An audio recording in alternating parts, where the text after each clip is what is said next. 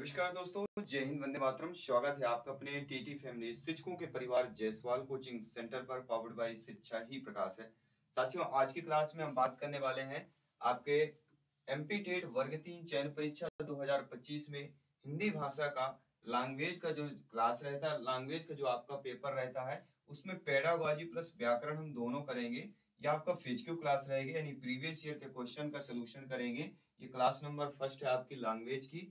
Previous year based full solution आपको मिलने वाला है, ए टू जेड मिलने वाला है। किस प्रकार के प्रश्नों को, कैसे हम प्रश्न को हल करते हैं और आसान भाषा में कैसे समझ पाते हैं, उनका भी आपका सोल्यूशन मिलेगा by Jaiswal coaching centre, by Jaiswal sir. तो क्या आप सभी लोग तैयार हैं? इसमें हम लाटेस्ट 30 क्वेश्चंस करेंगे। 30 क्वेश्चन में इसमें आपके 15 प्रश्न जो है पेडागॉजी के रहेंगे और 15 प्रश्न आपके ग्रामर के रहेंगे, क्योंकि लैंग्वेज और भाषा में चैप्टर होता है जहां से आपके 25 से अधिक मार्क्स यहाँ पे आप ला सकते हैं। चलिए, क्या आप सभी लोग तैयार हैं? तो चलिए शुरुआत करते हैं। पहला प्रश्न आप लोगों की स्क्रीन पर लाते हैं और पहला प्रश्न पेडागॉजी है, हिंदी शिक्षा शास्त्र का प्रश्न है, हिंदी पेडागॉजी का प्रश्न है। सभी लोगों को ध्यान पूर्वक अच्छे से समझना है और सभी लोगों को अच्छे तरीके से समझकर कमेंट भी करना है। तो चलिए शुरुआत करते हैं। पहला प्रश्न है, ध्यानपूर्वक समझिएगा। बाकी सभी पेपर के प्रैक्टिस सेट और सभी पेपर फिजिकल क्लासेस चल रहे हैं, जिसका प्लेलिस्ट भी आप लोग सभी लोगों को उपलब्ध हो जाएगा। यहाँ पे प्रश्न क्या पूछा गया है? निम्नलिखित कौशल के मूल्यांकन के लिए खाली स्थान जरूरी नहीं है। लेख निबंध लेखन, वाद विवाद प्रतियोगिता, लिखित प्रश्न उत्तर या कहानी लेखन। सभी लोगों को 5 सेकंड का वक्त दिया जाएगा। 5 सेकंड के अंदर आपको क्या है, इस प्रश्न का जवाब देना है। सभी लोग सोचिए कि लिखित कौशल के मूल्यांकन के लिए क्या जरूरी नहीं हो सकता है। अब देखिए, लिखित कौशल के लिए लेख व निबंध तो जरूरी होगा ही होगा, लिखित प्रश्न उत्तर ये भी आपका जरूरी होगा, कहानी लेखन ये भी जरूरी होगा। लेकिन यहाँ पे जो कह रहा है आपका वाद विवाद, क्योंकि वाद विवाद में क्या होता है, हमें बोल चालना होता है। वाद विवाद प्रतियोगिता में लिखित कौशल का कोई मूल्यांकन नहीं होता है। वहां पे वाद विवाद प्रतियोगिता में आपको केवल किसका मूल्यांकन किया जाता है? लिखित का नहीं होता है। वहां पे आपके भाषा का, आपके शब्द भंडार की क्षमता का मूल्यांकन होता है कि आपके शब्द भंडार, कितने शब्द भंडार हैं आप लोगों के पास। ठीक है, तो ये चीजें होती हैं। तो यहाँ पे आपका वाद विवाद प्रतियोगिता जो है लिखित कौशल का मूल्यांकन नहीं होगा, बाकी आपके लिखित कौशल के मूल्यांकन हो जाएंगे। तो सभी लोगों को यह भी जानना जरूरी है कि कौन कौन से किसके मूल्यांकन होना चाहिए, कौन कौन से किसके नहीं होना चाहिए।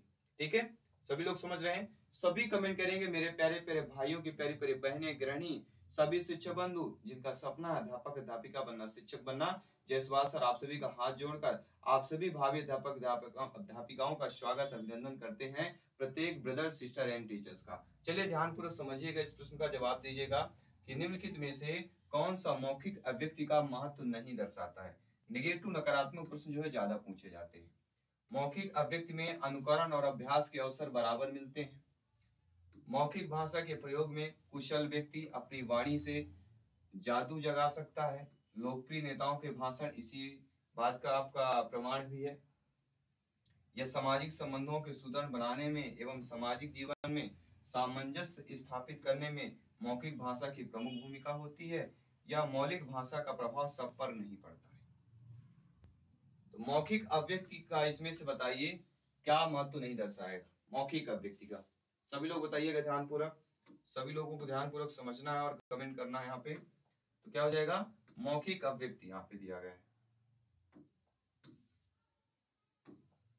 ठीक है, तो मौखिक अभिव्यक्ति का क्या महत्व नहीं दर्शाती? सभी लोग बताइएगा। 4 ऑप्शन बेहतरीन लाजवाब ऑप्शन दिए गए हैं। देखिए, हम सभी लोग जानते हैं मौखिक अभिव्यक्ति के कारण ही अनुकरण और अभ्यास के अवसर बराबर मिलते हैं। जहां अवसर शब्द दिया है तो पेडागॉजी में तो पॉजिटिव होता है। ये शब्द आप लोगों को सभी को जान लेना है। कुशल व्यक्ति अपनी वाणी से जादू जगा सकता है। लोकप्रिय नेताओं का भाषण इसी बात का है, अपनी मेरे प्यारे प्यारे भाइयों, मेरी बहनों। ठीक है, आपने सुना ही होगा भाषण में। तो लोकप्रिय भाषा में अपना एक अलग अंदाज होता है, मौखिक व्यक्ति होती है। सामाजिक संबंधों के सुदृढ़ बनाने एवं सामाजिक जीवन में सामंजस्य स्थापित करने में मौखिक भाषा जो होती है वह प्रमुख भूमिका होती है। तो मौखिक भाषा में तीनों हमारे सही दिए हैं, लेकिन मौखिक भाषा का प्रयोग सब पर नहीं पड़ता। ये जो है मौखिक अभिव्यक्ति का महत्व को नहीं दर्शाएगा। क्योंकि मौखिक अभिव्यक्ति में नेगेटिव नहीं पड़ता है तो ये मौखिक अभिव्यक्ति बारे में नहीं दर्शाएगा, इसलिए ये आपका नहीं होगा। मतलब एक आर्यन क्वेश्चन हमारा डी ऑप्शन ही सही हो जाएगा। क्या सभी लोग समझ गए अच्छे तरीके से? चलिए बढ़ते हैं अगले प्रश्न की तरफ। अगला प्रश्न यहाँ पे पूछा गया है कि उपचारात्मक शिक्षण के लिए निम्नलिखित में से कौन सा कार्य नहीं किया जाना चाहिए। नेगेटिव और नकारात्मक प्रश्न जो है ज्यादा पूछे जा रहे हैं, तो ध्यानपूर्वक सभी लोगों को कमेंट करके और फीडबैक करके बताना है कि उपचारात्मक शिक्षण यहाँ पे दिया गया है, क्या किसके बारे में पूछा जा रहा है साथियों? आपके उपचारात्मक शिक्षण।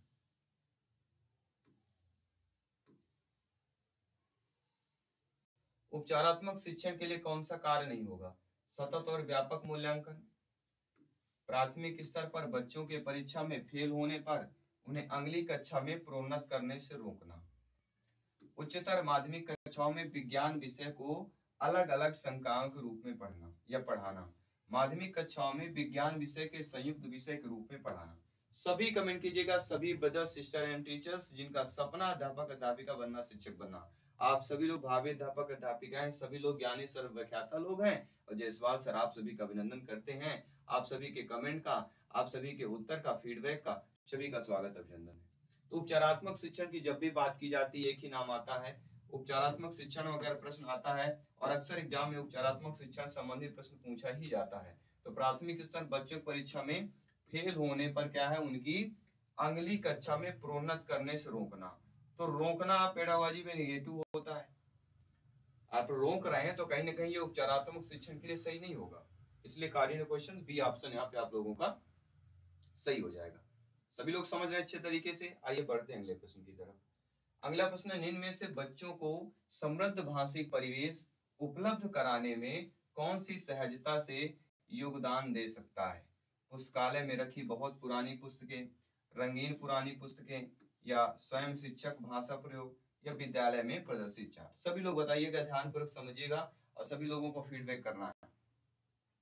तो बच्चों को समृद्ध भाषिक परिवेश उपलब्ध कराने में कौन जो है सहजता से योगदान दे सकता है? अब आपकी नियुक्त हो गए, आप लोग ही पढ़ा रहे हैं, अब आप स्वयं सोचिए, एग्जाम हॉल में पेपर दे रहे हैं, ये प्रश्न पूछ लिया गया दोबारा, तो आप लोग क्या करेंगे? आप स्वयं सोचिए कि आप बच्चों को पढ़ा रहे हैं, जब आप बच्चों को पढ़ा रहे हैं तो समृद्ध भाषिक परिवेश अगर आपको बच्चों को उपलब्ध कराना हो तो सहजता पूर्ण से क्या आप योगदान दे सकते हैं? तो सहजता पूर्ण से जो योगदान दिया जा सकता है कि स्वयं शिक्षक का भाषा प्रयोग, क्या होगा यहाँ पे? स्वयं शिक्षक का भाषा प्रयोग यहाँ पे सहजता पूर्ण आप इसका योगदान दे सकते हैं। यानी कह सकते हैं कि आप लोगों को यहाँ पे थर्ड ऑप्शन जो दिया गया है वह आपका सही हो जाएगा।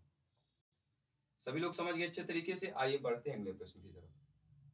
अगला प्रश्न बहुत ही आसान से पूछा गया था कि निम्न में से पाठ्य पुस्तक की विषय वस्तु का प्रस्तुतिकरण क्या नहीं होना चाहिए?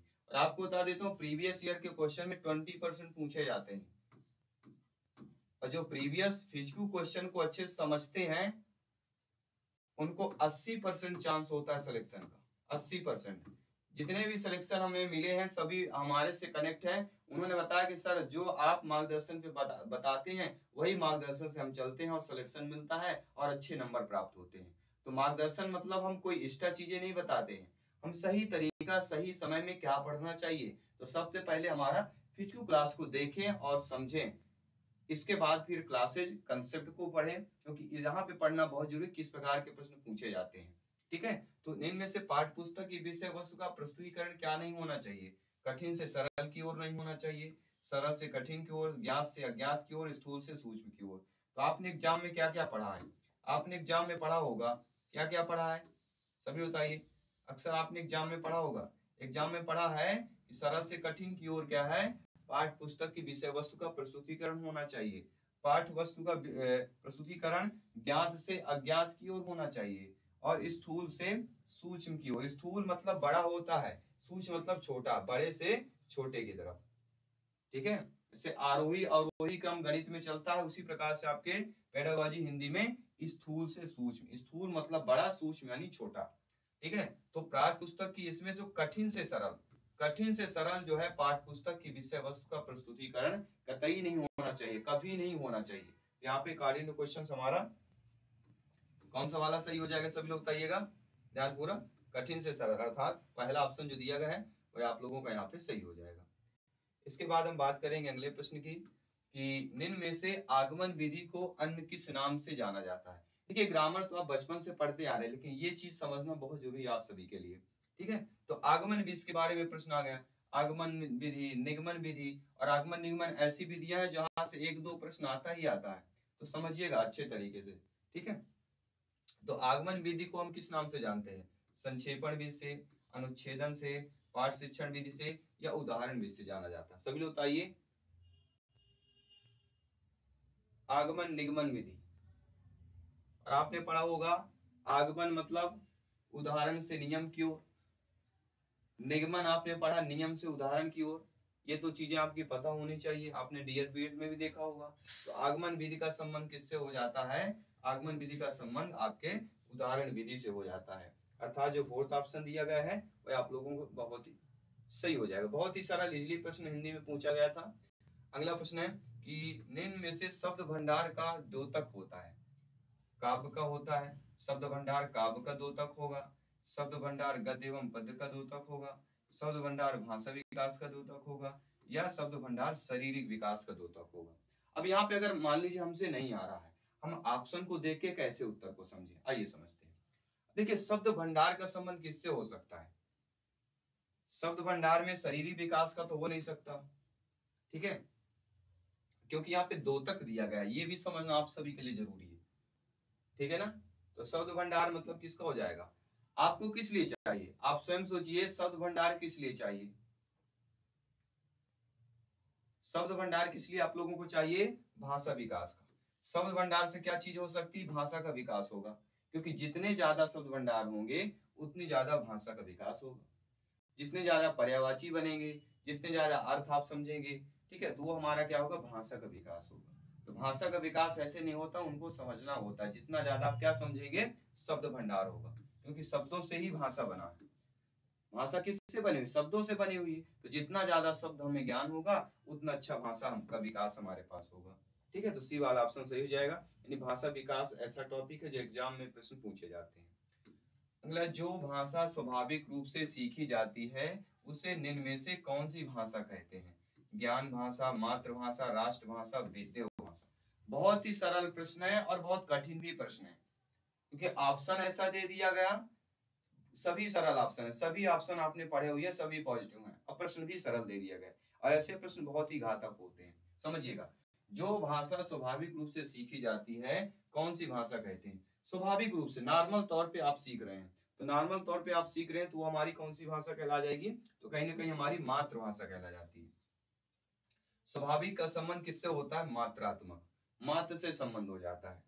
ठीक है, कहते हैं ना, किसी चीज बोलते हैं वो तो उसके स्वभाव में ही है। ठीक है, कोई ऐसी उसका अगर देखेंगे, उसके स्वभाव में ही है। अच्छा बात करना, उसके हंसना बोल दें उसके स्वभाव में है। कोई क्रोध कर रहा है, उसके तो स्वभाव में ही, छोड़िए चलिए। तो स्वभाव मतलब उसके मातृभाषा में, जहां वो रह रहा है उसके मातृभाषा से ही है, वो पहले से ही ऐसा है, इसलिए बोलते हैं स्वाभाविक। तो स्वाभाविक हो जाएगा मातृभाषा। ठीक है, सभी लोग समझ गए? चलिए बहुत बहुत धन्यवाद। आइए बात करते हैं अगले प्रश्न की। अगला प्रश्न है, इनमें से शिक्षक का बर्ताव कैसा होना चाहिए? अब आपकी बारी आ गई। अब आप स्वयं बताइए आपका बर्ताव कैसा होना चाहिए? आदर्शवादी होंगे, केवल निर्देशात्मक होगा, केवल शिक्षाप्रद होगा, केवल प्रशासनात्मक होगा? अब देखिए तीनों ऑप्शन में आपको अलग कौन सा दिख रहा है? तो मुझे पता है आप लोगों ने सही आंसर दे दिया है, लेकिन अलग क्यों दिख रहा है? पेडागॉजी में केवल जहां पर आए, केवल जहां जहां दिखा जाएगा निगेटिव माना जाएगा। किसी भी, चाहे बाल विकास में पूछा जाए, किसी भी पेडागॉजी शिक्षा शास्त्र में पूछा जाए, केवल एक निगेटिव नकारात्मक शब्द है। और हमारा प्रश्न कैसा है? पॉजिटिव सकारात्मक शब्द पूछा गया है, सकारात्मक प्रश्न पूछा गया है। इसलिए शिक्षक का बर्ताव कैसा होना चाहिए? आपका आदर्शवादी। क्या हो जाएगा यहाँ पे? आदर्शवादी हो जाएगा। इसके बाद अगला प्रश्न देख लेते हैं। एमपी डेट में पूछा गया प्रश्न था कि हिंदी भाषा के मौखिक व्यवहार में शब्दों के शुद्ध उच्चारण निर्भर करते हैं। जो शब्दों के शुद्ध उच्चारण होते हैं किस पर निर्भर करते हैं? बोलने में बल पर, बोलने के सुर पर, बोलने के अनुतान पर, इन सभी पर करते हैं। सभी लोग बताइएगा। देखिए हिंदी भाषा के मौखिक व्यवहार दे दिया गया, तो मौखिक व्यवहार में शब्दों के शुद्ध उच्चारण, जो हम मौखिक तौर बोलते हैं नॉर्मल तौर पर, उसमें भी शुद्ध उच्चारण किस पर निर्भर करता है? देखिए बोलने के बल पर भी पड़ता है। बोलने के बल पे ऐसे पड़ता है कि इसे बोले बुंदेलों के बोली हमने सुनी कहानी थी। बुंदेलों के बोली हमने सुनी कहानी थी, क्या सही है? या बुंदेलों के मुख हमने सुनी कहानी थी, खूब लड़ी मर्दानी वह तो झांसी वाली रानी थी। तो क्या हो गया, बोलने पे बल होता है, कहाँ उतार चढ़ाव लाना है, कहाँ कम बोलना है, कहाँ धीरे बोलना है, कहाँ ज्यादा बोलना है। इससे बोलने के सुर पर भी होता है। सुर कैसे आता है? तुम दिल की धड़कन में रहते हो, ये सुर हो गया। कहाँ में तेज करना है, कहाँ धीमा करना, ये सुर हो गया। अब बोलने के अनुतान पे, अब तान कहाँ ऊपर चढ़ाना, कहाँ नीचे चढ़ाना है। तुम दिल की धड़कन में रहते हो, तो तान हो गया। तो कहने की हमें तीनों चीजें जो है हमारे मौखिक व्यवहार शब्दों के शुद्ध उच्चारण पर निर्भर हो रही हैं। यहाँ पे जो इन सभी वाला ऑप्शन दे दिया गया है, तो डी ऑप्शन आप लोगों का यहाँ पे सही हो जाएगा। चलिए बढ़ते हैं अगले प्रश्न की तरफ। अगला प्रश्न है कि भाषा शिक्षण के अंतर्गत भाषा के अधिग्रहण हेतु सबसे प्रबल पक्ष बताना। सबसे मजबूत और सबसे प्रबल पक्ष बताना आप सभी को। क्या वह सुनना तथा पढ़ना हो जाएगा? क्या वह केवल सुनना होगा, केवल पढ़ना होगा, केवल लिखना होगा? मैंने कहा आपको बताया था ना, जहां पर भी आप केवल देखिएगा उसको आंख बंद करके निगेटिव नकारात्मक मान लेना है। और प्रश्न देखिएगा हमारा पॉजिटिव है, प्रबल पक्ष। पॉजिटिव मतलब जहां पे नहीं लिखा हो। अगर नहीं आ रहा है, नहीं है तो नकारात्मक हो जाएगा, निगेटिव हो जाएगा। अगर नहीं है, हाँ दिया गया है, तो हमारा पॉजिटिव और सकारात्मक हो जाएगा। तो सभी लोग समझ गए अच्छे तरीके से क्या सही होता है, क्या गलत? ठीक है, चलिए। तो भाषा शिक्षण के अंतर्गत भाषा के अधिग्रहण सबसे प्रबल पक्ष हमारा सुनना और पढ़ना हो जाएगा, क्योंकि ना तो इसमें केवल लिखा है, ना इसमें तीनों में केवल लिखा है, तो केवल हमारा निगेटिव हो जाएगा, इसलिए पहला ऑप्शन यहाँ पे सही हो जाएगा। चलिए बढ़ते अगले प्रश्न की तरफ। अगला प्रश्न बहुत ही सरल और आसान दिया गया है कि निम्नलिखित में से क्या एक बालक के लिए भाषा विकास में सुनने की भूमिका असत्य है? सभी लोग बताइए। प्रश्न बहुत ही सरल और स्वभाव से पूछा गया, लेकिन प्रश्न को समझ लीजिएगा। इनमें से क्या एक बालक के लिए भाषा विकास में सुनने की भूमिका असत्य है? ध्वनियों का विभेदीकरण करने में, दूसरों की अभिव्यक्ति ग्रहण करने में, जानकारियां जुटाने में, या मूल्यांकन करने में। सारे ऑप्शंस आपको पॉजिटिव दिए गए। अब आपको चयन करना, कैसे चयन करेंगे सब लोग बताइएगा। देखिए इनमें से बालक के लिए भाषा विकास में सुनने की भूमिका, तो ध्वनियों को विभेदीकरण ये निगेटिव हो जाएगा, दूसरों की अभिव्यक्ति का ग्रहण करना हो गया, जानकारी जुटाने में, मूल्यांकन करने में। तो आप सभी लोग जानते समझते हैं, सभी लोग ज्ञानी सर्व व्याख्याता लोग हैं कि बालक के लिए भाषा विकास में सुनने की भूमिका में ध्वनियों का विभेदीकरण, अगर ध्वनियों को हम पहचान जाए, उसमें विभेद करना पहचान जाए, तो ये हमारा क्या हो जाएगा, भाषा विकास में सुनने की भूमिका होगी।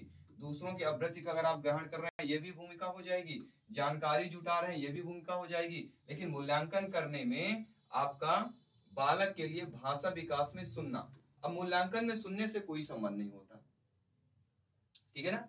तो मूल्यांकन में सुनने की भूमिका असत्य है, वह आपका डी ऑप्शन हो जाएगा। सभी लोग समझ गए अच्छे तरीके से। चलिए बढ़ते हैं अगले प्रश्न की तरफ। अगला प्रश्न है, फिर ग्रामर पोर्शन के भी कुछ क्वेश्चन करेंगे, अपठित गद्यांश पद्यांश भी करेंगे, और समझेंगे कि कैसे एग्जाम में पूछे जाते हैं। अगला कि जब दो शब्दों के मिलने से कोई विकास उत्पन्न होता है तो क्या कहलाता है? समास, उपसर्ग, प्रत्यय या संधि कहलाता है? सभी लोग बताइएगा। जब दो शब्दों के मिलने से कोई विकास उत्पन्न हो, जब दो शब्दों से मिलने से कोई विकास उत्पन्न होता है तो इसकी परिभाषा क्या है? सभी लोग बताइएगा। तो हमारी क्या कहलाती? संधि। दो शब्दों के योग से बनने वाला हमारी क्या है? संधि कहलाती है। संधि कितने प्रकार की होती है? सभी लोग कमेंट करके बताइएगा। संधि के नाम सहित आपको कमेंट करके बताना है। अगला प्रश्न देखिएगा। अगला प्रश्न है कि छात्रों में रटने की प्रवृत्ति को रोकने हेतु कैसे प्रश्न पूछने चाहिए? अगर मान लीजिए आपको बच्चों में, बालक बालिकों में क्या करना है, रटने की प्रवृत्ति अगर कम करना है या उसको रोकना है, तो आप किस प्रकार के प्रश्न पूछेंगे? वस्तुनिष्ठ वाले, केवल निबंधात्मक, केवल दीर्घ, केवल लघुति। अब देखिए 3 में केवल दिया गया, 1 में नहीं दिया गया है, तो बिना पढ़े भी आप लोग सॉल्व कर सकते हैं। वस्तुनिष्ठ प्रश्न हो जाएगा, क्योंकि वस्तुनिष्ठ प्रश्न में बच्चों को जो है याद करने की प्रवृत्ति जो है आप रोक सकते हैं, क्योंकि उसमें वसनिज के ऑप्शन दिए रहेंगे। इसमें भी जैसे अब ऑप्शन दिए गए, इसमें आप क्या याद करेंगे, इसमें आपको समझ के चलना पड़ेगा। तो छात्रों में अगर रटने की प्रवृत्ति रोकना है तो वसनिज प्रश्न सबसे बेहतरीन होते हैं। चलिए पेज दे दिया गया, पैसेज, पेज मतलब पैसेज दिया गया है। अब ये पैसेज में क्या दिया गया है, काव्यांश दिया गया है। मेरे भोले मूर्ख हृदय ने कभी न इस पर किया विचार, मेरे भोले मूर्ख हृदय ने कभी न इस पर किया विचार, विधि ने लिखी भाल पर मेरे सुख की घड़ियां दो ही चार, चलती रही छलती रही सदा ही मृग तृष्णा सी, आशा मत वाली सदा लुभाया जीवन साकी ने दिखला रीति प्याली, मेरी कलित कामनाओं की ललित लालसाओं की धूल, आंखों के आगे उड़ उड़ करती व्यथित हृदय में शूल, उन चरणों की भक्ति भावना मेरे लिए हुई अपराध, कभी न पूरी हुई अभागो जीवन की भोली सी साध। ये एक सुंदर सी कविता दी गई है और इस सुंदर सी कविता के प्यारे प्यारे प्रश्न देखते हैं, क्या प्रश्न पूछे जा रहे हैं। तो सुंदर सी कविता के प्यारे से प्रश्न पूछा गया है कि निम्नलिखित में से उपयुक्त पंक्तियों में रचयिता का नाम बताना है। और रचयिता का नाम सभी लोग जानते हैं, कौन होगा, सुभद्रा कुमारी चौहान जी। तो पहला ऑप्शन यहाँ आपका सही हो जाएगा अगर ये पूछा जाता है। इसके बाद अगला प्रश्न पूछा गया था उपयुक्त पंक्तियों के अनुसार रिक्त स्थान भरना है, कि आंखों के आगे उड़ उड़ करती व्यथित। अब आंखों के आगे उड़ उड़ करती व्यथित, अब हम यहाँ पे देखेंगे।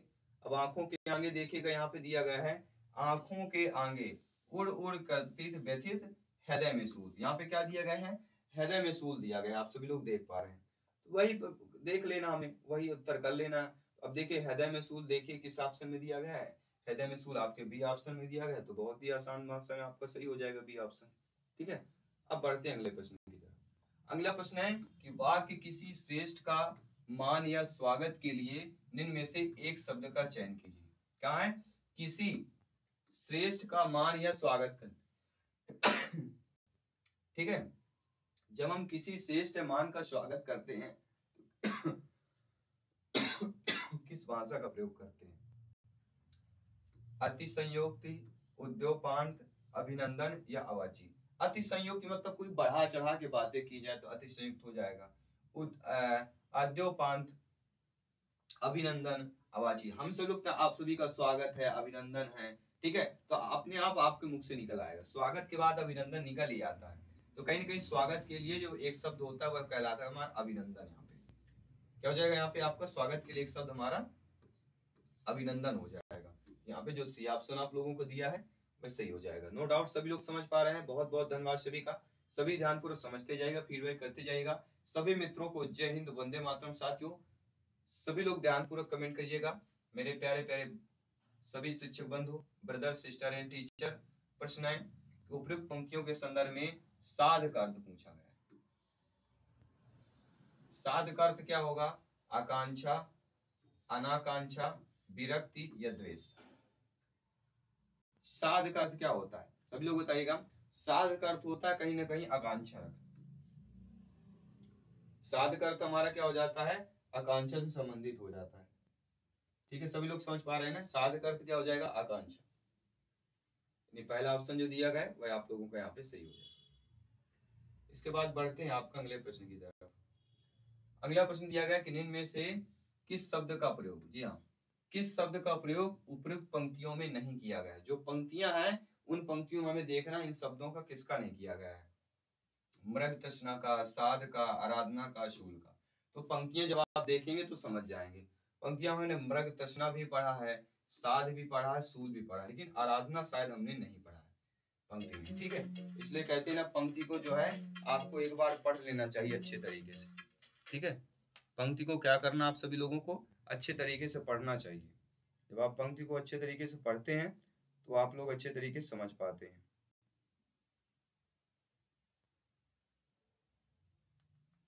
ठीक है ना, चलिए बढ़ते हैं अगले प्रश्न की तरफ।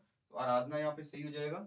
इसके बाद अगला प्रश्न क्या पूछा गया था आपके पेपर में, ध्यानपूर्वक समझिएगा। उपयुक्त पंक्तियों के अनुसार इनमें से कलित कलित का अर्थ क्या होगा? कलित शब्द आया था पंक्ति में, इसका अर्थ बताना है। भाव रूपी जल, अस्पष्ट रूप से कहा हुआ, विरक्ति या सहज विरोधी। तो यहाँ पे कलित का अर्थ क्या होता है, सभी लोग बताइएगा। कलित मतलब होता है अस्पष्ट रूप से कहा हुआ, स्पष्ट रूप से नहीं। कलित का मतलब होता है अस्पष्ट रूप से कहा हुआ। क्या हो जाएगा? अस्पष्ट रूप से कहा हुआ को कलित बोलते हैं। अगला प्रश्न है कि यथा स्थान में कौन सा समास होगा? तो समास बनना चाहिए, समास संधि व्याकरण का ऐसा पोर्शन है जो आपसे बनना चाहिए, यानी समाज की परिभाषा बननी चाहिए आपके। समाज जानेंगे संज्ञान, क्योंकि शब्द बदलेंगे, क्योंकि आपकी क्या बदलेगी? काव्यांश बदलेगा, पंक्तियां बदलेंगी, गद्यांश बदलेंगे।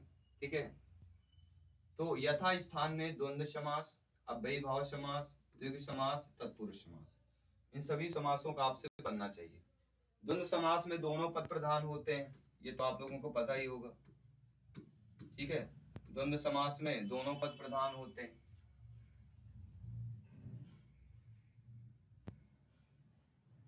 द्विगु समास में हमारा क्या होता है? संख्यावाचक होता है।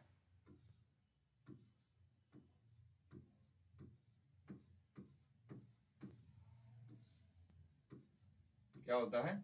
संख्यावाचक।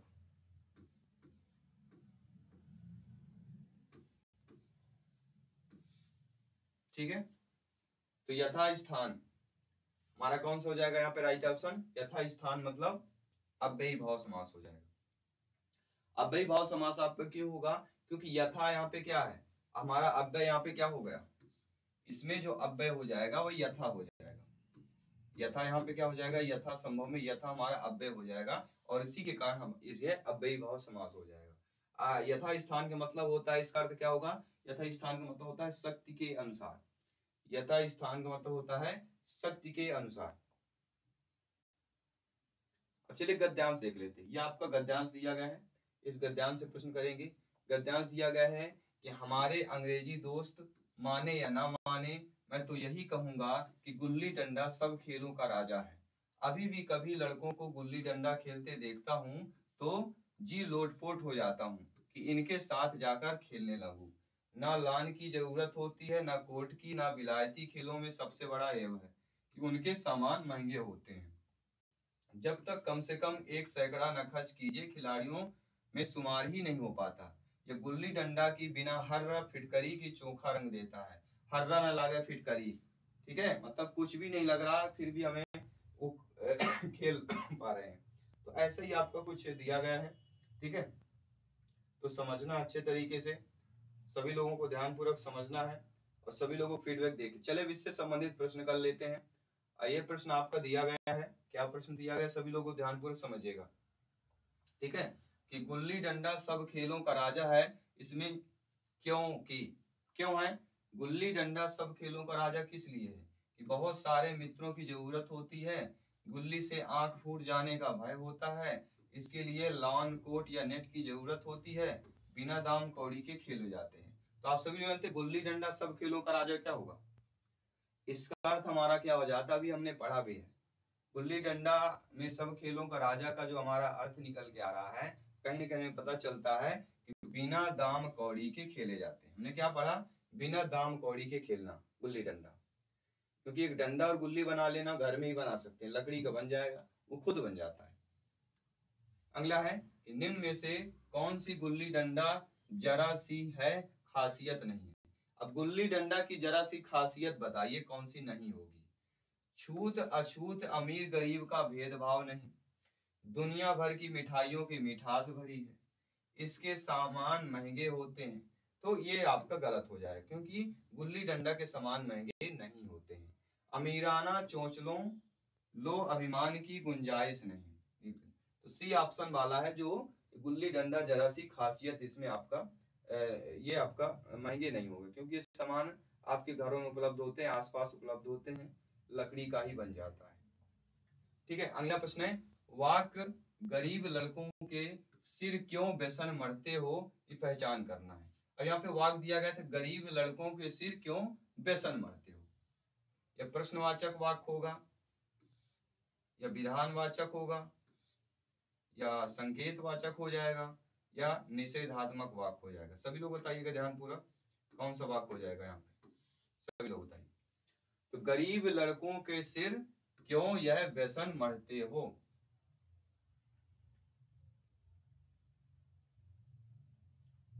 यहाँ पे सभी लोग देख पा रहे हैं क्या लगा हुआ है? Question mark. तो क्वेश्चन मार्क लगा हुआ है तो कहीं ना कहीं हमारा कौन सा हो जाएगा? प्रश्नवाचक कहला जाएगा। क्या कहला जाएगा हमारा यहाँ पे? क्वेश्चन मार्क मतलब होता है प्रश्नवाचक हो जाएगा। इसके बाद अगला आपका दिया गया विधानवाचक। तो विधानवाचक वाक्य हम कैसे पहचानेंगे?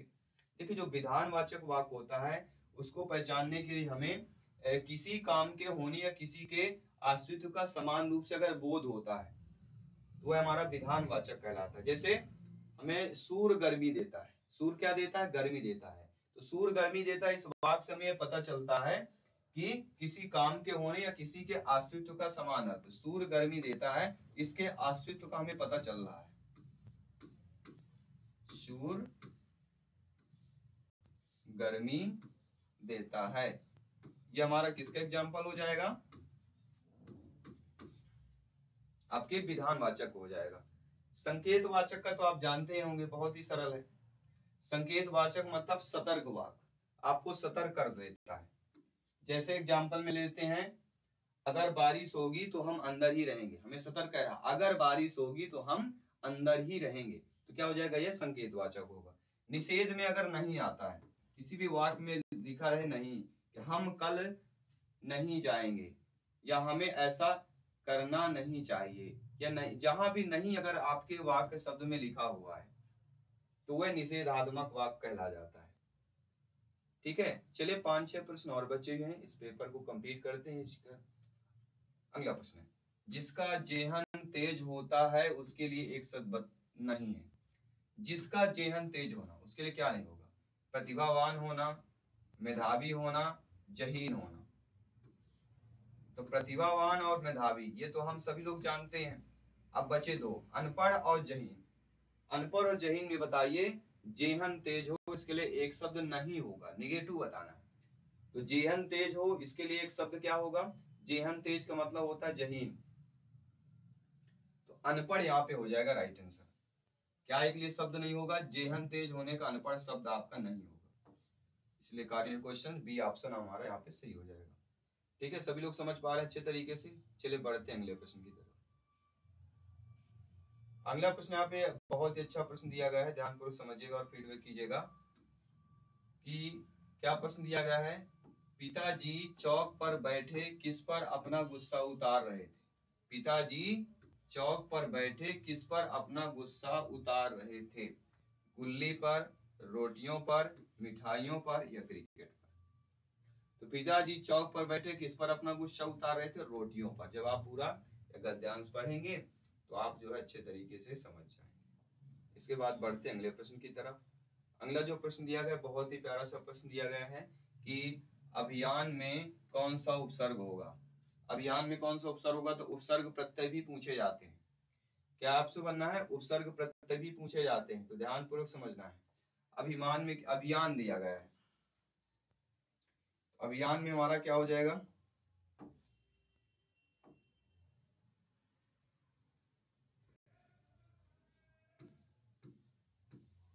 सभी लोग ध्यानपूर्वक समझिएगा, सभी लोग कमेंट करना। अभियान में हमारा क्या हो जाएगा? उपसर्ग क्या लगता है पहले? तो अभी देखिएगा सी ऑप्शन, सी ऑप्शन हमारा यहाँ पे सही हो जाएगा। अभियान में अभी उपसर्ग हो जाएगा, उपसर्ग प्रत्यय धातु ये बनना चाहिए। अगला प्रश्न, निम्न में से गद्यांश का उचित शीर्षक, तो गुल्ली डंडा था, गुल्ली डंडा से हमारा क्या उचित शीर्षक हो सकता है? खेल, बचपन, शरारत या गुल्ली डंडा।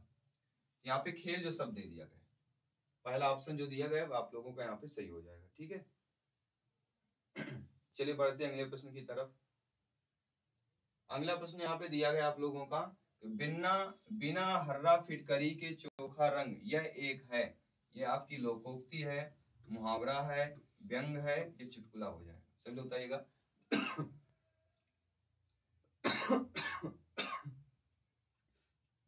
सभी लोग बताइए, ये हमारा क्या हो जाएगा? चुटकुला।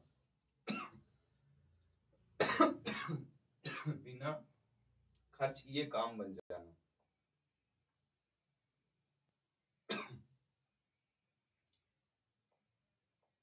अगला प्रश्न देखिएगा कि निम्न में से बच्चों के बोलना सीखने के संदर्भ में कौन सा कथन सही दिया गया है?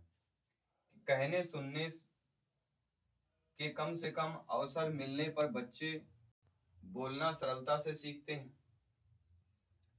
केवल कहने से अधिक अवसर मिलने पर बच्चे बोलना सरलता से सीखते हैं। केवल सुनने के अधिक से अधिक अवसर मिलने पर बच्चे बोलना सरलता से सीखते हैं। कहने सुनने के अधिक से अधिक अवसर मिलने पर बच्चे बोलना सरलता से सीखते हैं। तो यहाँ पे केवल दे दिया गया, तो ये दोनों तो हो ही नहीं सकते हैं। और कहने सुनने कम से कम अवसर देना, तो कम अवसर दे रहे हैं तो कहीं ना कहीं ये भी निगेटिव हो जाएगा। तो हमारा कौन सा सही हो जाएगा कि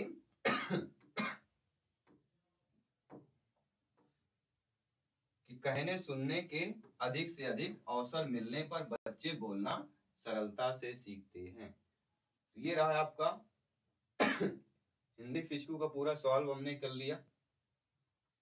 ठीक है, आई होप सभी लोगों ने अच्छे तरीके से समझा भी होगा। ठीक है, तो सभी लोगों को ध्यानपूर्वक समझना, प्रत्येक पेपर को, प्रत्येक प्रश्न को समझना है अच्छे तरीके से, ताकि आने वाले एग्जाम की दृष्टि से आप सभी के लिए महत्वपूर्ण हो। तो आई होप सभी लोगों ने अच्छे तरीके से समझा। 30 में से आपने इसी प्रकार से एग्जाम में आएंगे, पेडागोजी के सारे प्रश्न फिजिक्स प्रीवियस ईयर के क्वेश्चन करेंगे, और इसके बाद आपकी classes practice set model paper करेंगे, A to Z तैयारी करेंगे। क्योंकि यहाँ पे हमारा जो आपका टारगेट है, हमारा टारगेट क्या है एग्जाम में?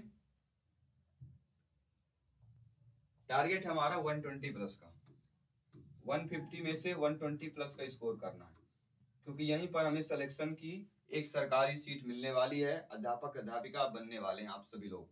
तो समझिएगा ध्यानपूर्वक। चलिए बढ़ते हैं, सभी से अलविदा लेते हैं, मिलते हैं फिर अगली क्लास में। सभी मित्रों को जय हिंद, वंदे मातरम साथियों।